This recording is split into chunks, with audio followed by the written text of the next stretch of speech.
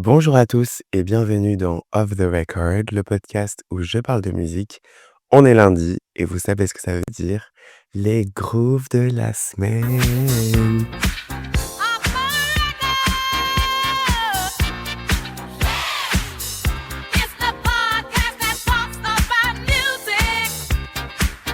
Ah là là, qu'est-ce qu'il est bien ce générique, qu'est-ce que je l'adore, qu'est-ce qui me saisisse. Bon, alors cette semaine, comme la semaine dernière, j'ai écouté 5 albums. J'ai cru que j'allais jamais y arriver parce que en fait, je vous explique. Petit instant, confession. En fait, pendant longtemps, je me suis dit parce que j'en avais discuté avec ma mère, elle m'a dit: «Ouais, 5 ça peut faire un petit peu lourd et tout». Donc j'ai essayé de pas écouter d'album. Voilà, j'ai essayé, je me suis contrôlé, sauf que hier soir, j'ai craqué. Hier soir, j'ai craqué, j'ai écouté un album. Voilà, en plus pas un petit album, un de 45 minutes. Donc du coup, on a 5 albums. Voilà, mais c'est pas grave, en soi, c'est pour le fun, c'est pour le fun.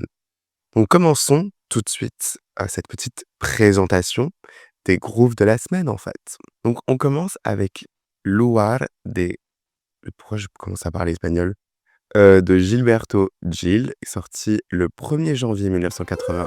Ce petit groove-là, saisissant.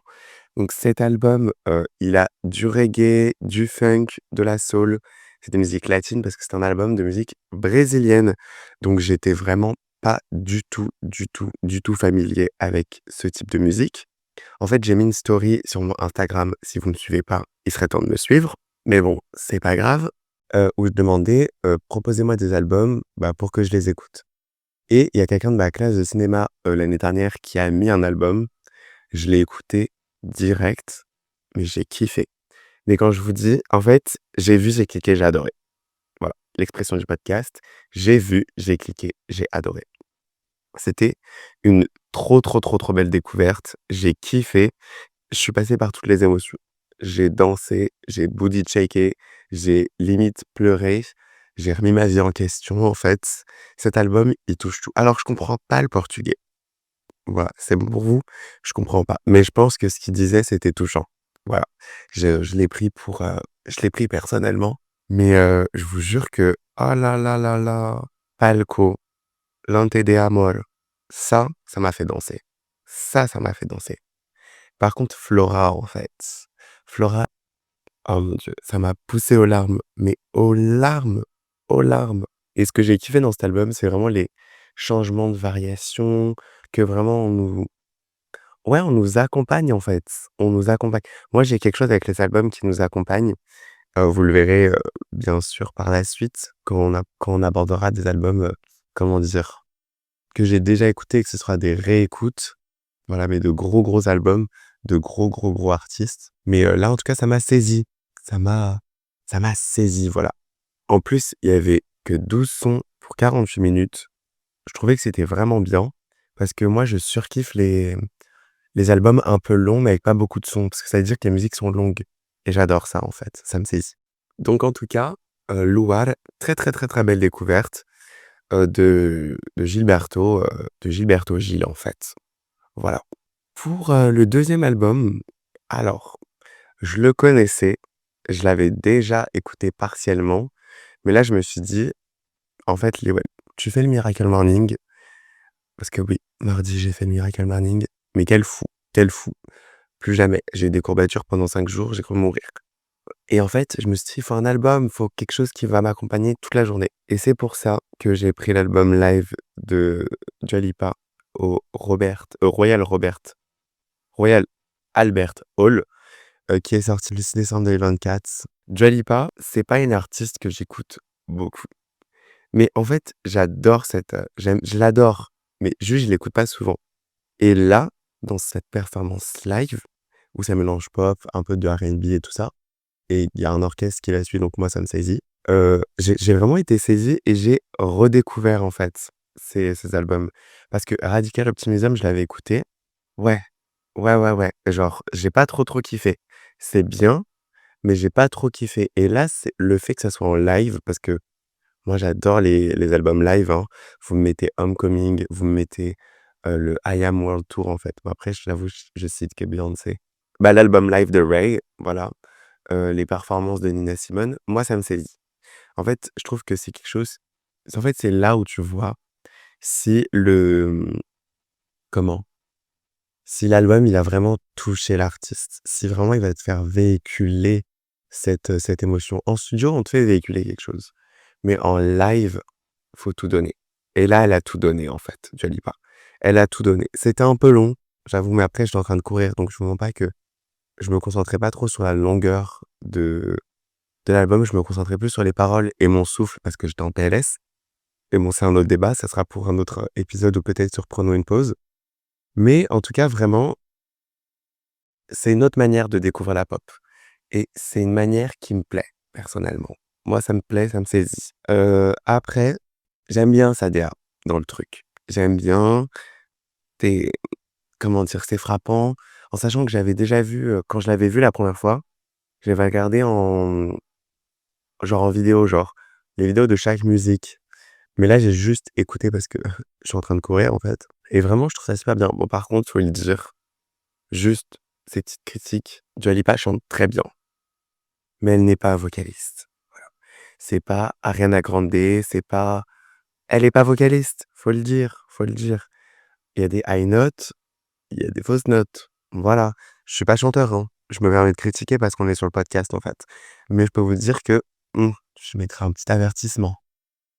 Bref, je suis un peu fou, en fait. Enfin, mais pourquoi je dis enfin alors qu'il y a encore 2 albums?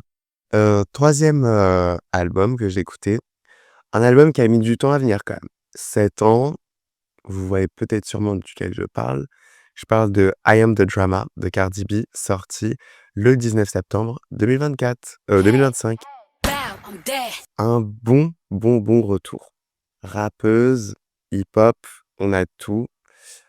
À mon sens, il y a un peu trop de feats. En fait, c'est-à-dire que quand tu vois que la première chanson de l'album, c'est déjà un feat, bon, il marche très, très bien. Summer Walker, je te kiffe sur Dead. On dirait un peu SZA. C'est peut-être moi, mais on dirait un peu SZA. Mais je trouve que du coup, ça permet de mélanger des genres et je trouve ça hyper intéressant. Genre, il y a des feats qui fonctionnent vraiment, vraiment bien. Genre celui avec, Selena Gomez, je crois que le son c'est Pick Up. J'ai kiffé. J'ai kiffé. Alors vraiment, autant l'album de Selena Gomez avec Benny c'est comment son prénom déjà? Benny Blanco? Je crois que c'est ça son prénom. Un peu moins aimé, un peu moins fan. Je le stream pas tous les jours, donc c'est q moins fan. Mais par contre, je suis désolé, le feat avec Lizzo, c'est non. En fait, Lizzo, je t'adore, hein, mais là, c'est non. Ah, c'est non, quoi. Enfin, j'ai pas du tout aimé, mais pas du tout aimé. Hem, Après sinon, sur l'entièreté du projet, moi je suis content. Je trouve que c'est un bon retour, c'est pas un no skip. Mais sinon, genre, j'aime bien quand elle kick, j'aime bien quand elle clash. Là, pour le coup, elle règle les dramas, en fait. Carrément, des fois, elle balance les blazes, hein, j'étais en mode: «Eh, ma belle, tu pas peur de te des ennemis?» Après je me dirais tu me diras pendant 7 ans, elle s'en est fait. Bref, on connaît les clashs bref, je citerai pas de prénom, je vais pas me mettre dans la sauce. Après, le truc que j'aime un peu moins, je vous mens pas, c'est le rap un peu doux. Genre quand elle est là, elle rappe un peu à 2 à l'heure, ça me saoule. Genre c'est sur, Men quelque chose, je crois que c'est dans les 10 premières tracks, j'ai pas du tout aimé. J'étais en mode: «Oh, c'est lent, c'est lent, c'est lent». Alors c'est beau ce qu'elle dit, hein, c'est sympa, mais c'est trop lent. C'est trop lent et moi ça me saisit pas, en fait. Ça me saisit pas. Après, dans le sens où pour la longueur du projet, 23 sons pour 1h10, 1h11 exactement. Pour un retour, je trouve c'est bien, peut-être un peu long et genre il y a des sons, vous pouvez s'en passer. Genre vraiment. Par contre, Pretty Petty, oh my god. Ah! Oh mon Dieu, c'est l'extrait que je vous ai mis. Mais mon Dieu, ah mais mon Dieu, vraiment ce son, j'étais en folie folax. Folie folax. Après il y a des choses, là, faut qu'on règle nos comptes en fait, Cardi B, toi et moi. Pourquoi tu nous as mis fucking WAP et fucking Up, en fait? Ça n'a rien à voir. Ça n'a rien à voir dans tout le projet. C'est juste pour les streams. Voilà, je te le dis ma belle, c'est juste pour les streams que tu as fait ça et ça saoule la communauté, en fait. Voilà, je dis ça saoule tout le monde. Ça fait comme Die With A Smile avec Mayhem de Lady Gaga. Qu'est-ce que ça fout dans le projet? Qu'est-ce que ça fout dans le projet, bordel de merde? J'étais en mode: «Non, tu finis sur Killing Your Rose et là, tu balances ça? Bitch!» Non, sérieux? Ça y est, j'étais dégoûté. J'étais dégoûté quand j'ai appris qu'il y avait, il y avait WAP et Up. J'étais trop dégoûté, je suis en mode: «Non, c'est une blague. L'album, il finit super bien et vous mettez ça après». Alors ça n'a rien à voir la DA. Ça n'a vraiment rien à voir. Les sons, ils sont sortis en 2020 frère. Moi, j'ai fait le WAP devant mon collège, en fait. Pas maintenant, ça fait pas partie de ton album, en fait, moi je te le dis. Donc vraiment dégoûté que ça soit dedans et vraiment déçu. Vraiment, j'étais déçu, genre, j'étais en mode: «Non! Non, non, non!» Après je dis pas que ça gâche le projet, loin de là, c'est pas 2 sons qui vont gâcher un projet. Mais je dis juste que, bah, j'ai été déçu. Voilà, que ça m'a vraiment déçu.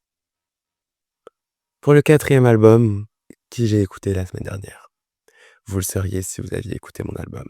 Et ouais, Odile, son EP qui est sorti en 2021, le 19 novembre, qui s'appelle It's No More, qui pour moi fait partie d'un petit duo d'EP de la catégorie OVMBR. C'est un registre totalement différent de The Summer That Saved Me. Là, on est vraiment sur du rap, sur du hip-hop. En fait, cette semaine, c'était quand même beaucoup de rap et de hip-hop. Je me rends compte. On a quand même eu 2 albums. Enfin bref. Mais là, c'était beaucoup plus court. Il y avait que 5 sons, ça a duré que 14 minutes, mais ça m'a suffi. Genre, je vous jure, j'ai beaucoup moins aimé. Je sais qu'il peut donner mieux. Je sais qu'il y a d'autres projets où il est vraiment, beaucoup plus dans ma vibes R&B, mais là, non. Là, j'étais en mode: c'est cool, c'est cool», mais j'ai moins aimé. Mais ça veut pas dire que j'ai détesté. Loin de là, il y a vraiment sur les 5 sons, il y en a 4 que j'ai mis en favori, vous voyez? Mais juste la vibes, un peu moins bonne, un peu moins bonne. Voilà.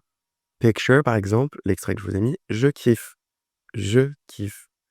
1942, je kiffe, je kiffe. Mais après, dans l'ensemble, bon, voilà quoi, c'était pas si saisissant que ça. Ouais, ça m'a pas saisi. Après, c'est beaucoup plus court, donc c'est bien les EP courts. De toute façon, les EP, c'est pas fait pour, durer 25 sons, hein, on va pas se mentir. Mais voilà, franchement, je l'aurais pas écouté, j'aurais pas eu un gros manque dans ma vie, quoi. Voilà. Je suis un peu violent quand même, je me rends compte. Calme-toi ma belle, calme-toi. Et enfin, le dernier album, lui qui m'a saisi. Mais lui qui m'a saisi, je l'ai écouté hier soir, j'étais allongé dans le noir, j'ai cru que j'allais me mettre à chialer alors que tout allait bien. Bon, j'avais un petit coup de blues, mais tout allait bien. C'est Stranger in the Alps de Phoebe Bridger, sorti le 9 janvier 2017. Là, c'était puissant. C'était puissant. Cet album, il aborde un peu le thème de la mort, de l'amour, de en fait, il aborde tellement de thèmes profonds et vraiment quand tu l'écoutes c'est un no skip, hein. Je vous le dis, c'est un no skip. Vraiment moi l'album, j'ai surkiffé. C'est vraiment ah là là, c'est de l'alternative. C'est rare que j'écoute de l'alternative parce que genre souvent des fois ça tend un peu trop vers le rock en fait. Mais là 11 sons qui sont calibrés en 44 minutes. Ah non, non, non, mais c'était magique. Je vous jure que c'était magique. J'étais en mode: «Non, Funeral? Mon Dieu, mon Dieu, mon Dieu, mon Dieu. Ah oh non, mais je vous jure, déjà, en fait, l'album, il s'est ouvert sur un son. J'ai plus le nom, j'ai pas la tracklist devant les yeux comme d'habitude. C'est pas très pro tout ça. J'ai cru que j'allais pleurer. Voilà. Tout le long de l'album, j'avais les larmes aux yeux. J'avais les larmes aux yeux. En même temps, c'était saisissant, c'était profond, c'était exceptionnel et là, je vous le dis, va falloir cliquer pour vous. Va falloir y aller, va falloir aller écouter parce que vraiment majestueux. En fait, j'avoue, je regarde une série un peu problématique.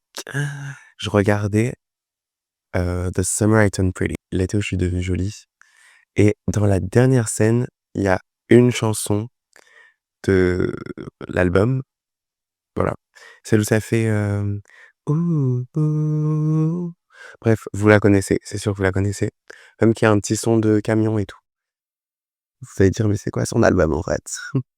Non, non, je vous jure qu'il est vraiment bien et en fait, je me suis dit: «Mais waouh, il faut que j'écoute cet album» et je vous jure que ça m'a saisi, ça m'a saisi, vraiment saisi, saisi, saisi, quoi et je regrette vraiment pas et là, pour le coup, J'ai mis tout l'album dans ma playlist. Tout l'album. Sauf la reprise qui dure 34 secondes. Bon, voilà quoi. Je vais pas mettre une reprise, dans ma playlist quoi. Sauf Sorry Demo de Beyoncé. En tout cas, à chaque fois, tout le temps, je finis des épisodes par en tout cas, faut que j'arrête, faut que je trouve une fin, hein. Bref, je suis en train de m'embrouiller avec moi-même. En tout cas, moi, je vous dis que cet album, il est terminé. J'espère que ça vous a plu, que c'était pas trop long. J'essaie d'être assez concis et de raccourcir un peu. Mais si vous voulez que je développe beaucoup plus, n'hésitez pas à me le faire savoir. Le premier épisode des courbes de la semaine est déjà disponible, ainsi que l'album qui a fait danser des générations sur Take the Hit of Me de Boney M. Un autre épisode n'est pas encore prévu. Enfin, j'ai des idées d'albums dont j'ai envie de parler, mais pour l'instant, c'était pas en projet. Enfin, c'est en projet, mais c'est pas en développement. Et puis, je vous dis à bientôt. Suivez-moi sur Instagram du podcast et personnel. Puis je vous fais de gros bisous et portez-vous bien. Bisous!